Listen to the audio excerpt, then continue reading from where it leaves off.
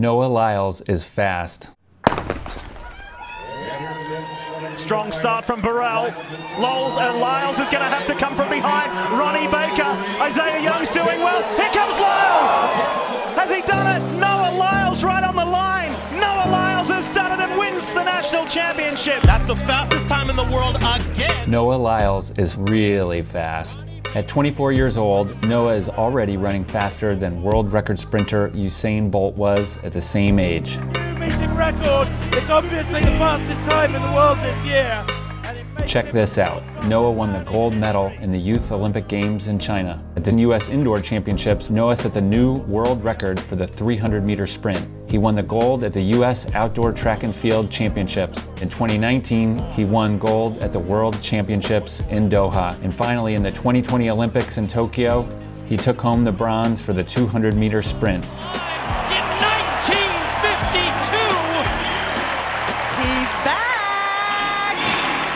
Well, I gotta tell you, Noah Lyles has talked a lot about pressure and having to deal with the pressure of going to the Olympics, the World Championships. Put it this way, you're not gonna find a faster guy than Noah Lyles. Noah Lyles in control. Here comes Noah Lyles. You're probably not gonna find a much nicer guy either. I mean, yeah, I wanna be known as a track star and stuff like that, but I also wanna be known as Noah one day. Since Noah's rise to fame, he has advocated for youth health and wellness through his foundation and in the press, and he has encouraged open conversations about mental health and learning differences, specifically his own dyslexia. It is for this reason the Siena School is proud to present Noah Lyles with the 2021 Cypress Leadership Award for his significant contribution to the education of students who learn differently. I relaxed. I stopped stressing. I let my body do what it does. Just flow. Flow, let it come. I'm tired of stressing, I'm tired of fighting.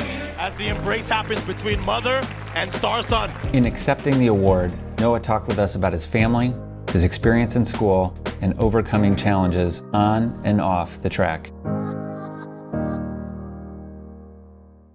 What was it like growing up with dyslexia? At what age did you become aware of it?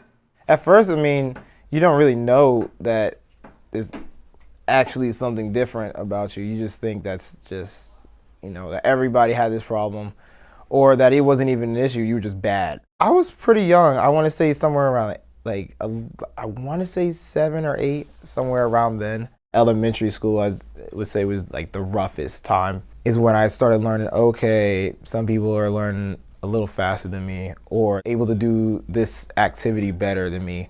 And I used to hate reading.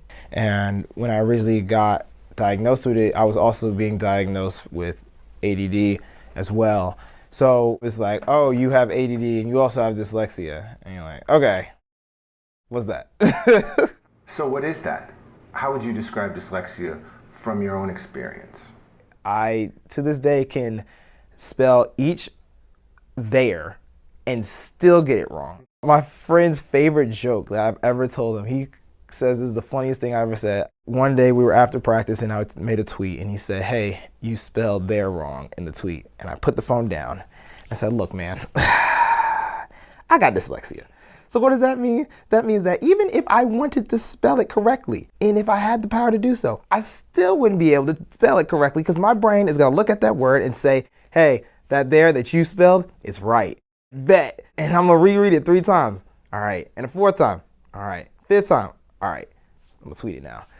Your there is wrong. Gosh darn it. So even if I had the ability to do it, it won't come out right. So your brain just, doesn't, it looks at it and it's like, oh yeah, that's correct. Or even that a word that or letter that you're looking is like, I swore I put that E in, and you look at it and it's like, there's an E right there. And somebody says, where? It's right. There was an E there. I know it. It was an E. The people who received the Cypress Leadership Award last year wrote a book called The Dyslexic Advantage. And they proposed this theory that there are often corresponding benefits to dyslexia as well. Wow.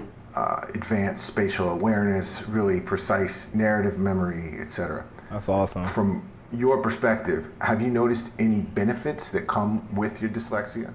It's funny that you say spatial awareness and artistic skills, because I still am not the biggest fan of reading. The only reading I really do is like reading manga or webtoons, like, and my mom would be like, "That's reading," and I'm like, "If you want to count it, that." I remember when I was a child, I was really into art. It's what I wanted to be an artist when I grew up.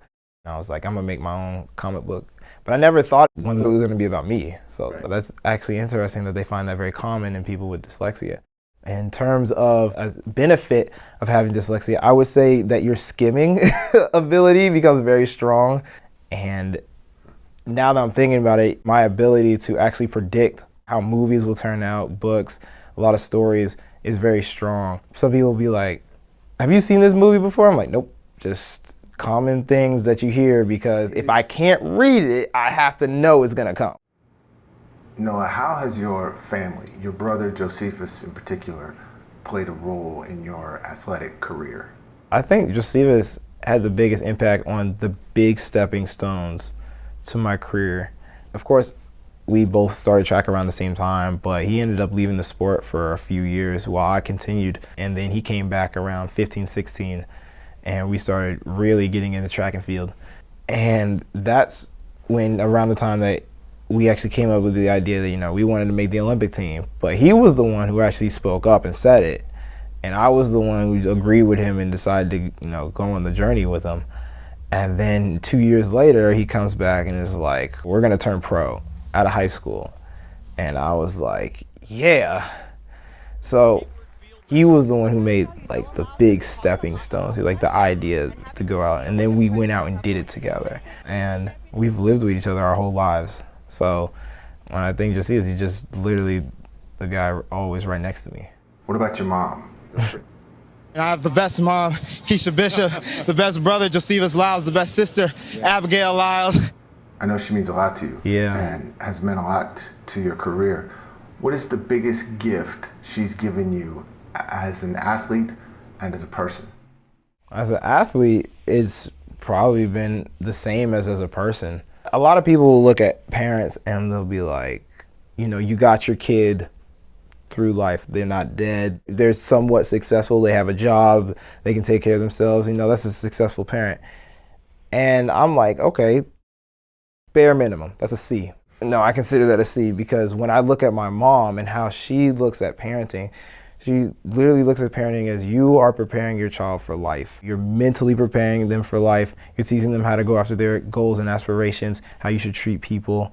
And you are literally sacrificing your time and your goals and your passions for your child now.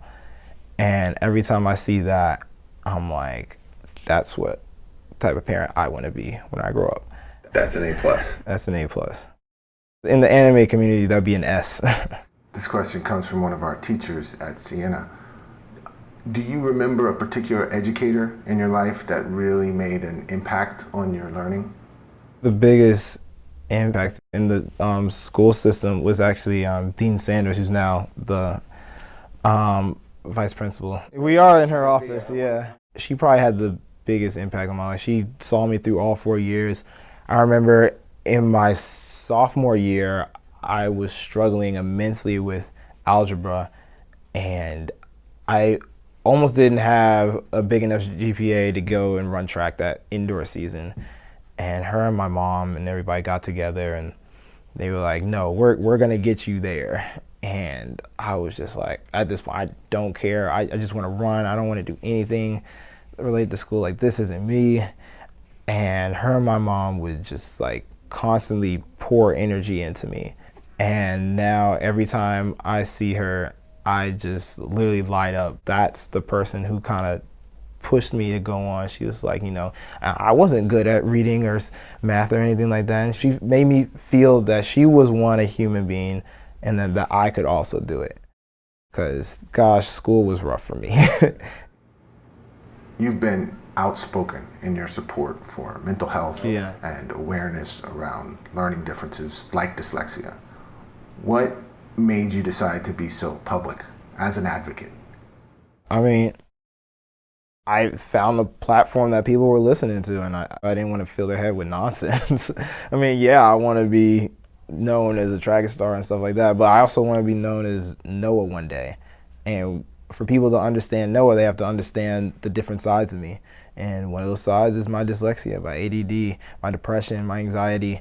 You know, that's me as a person. And to convey that athletes and stars that you see on TV are normal people.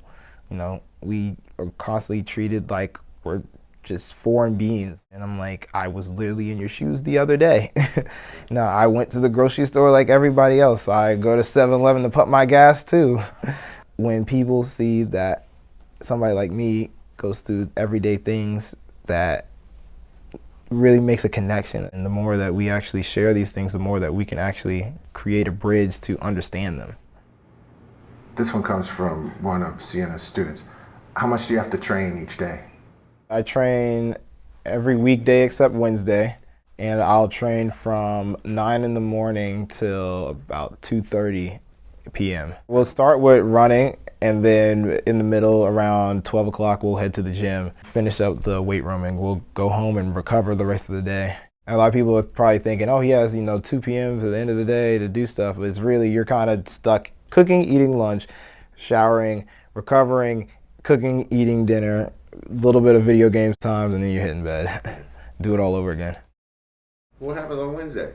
Wednesdays, we do all the errands that we can't do during the weekdays. All that stuff you talk about, pumping the gas. Exactly. This is also from one of our students.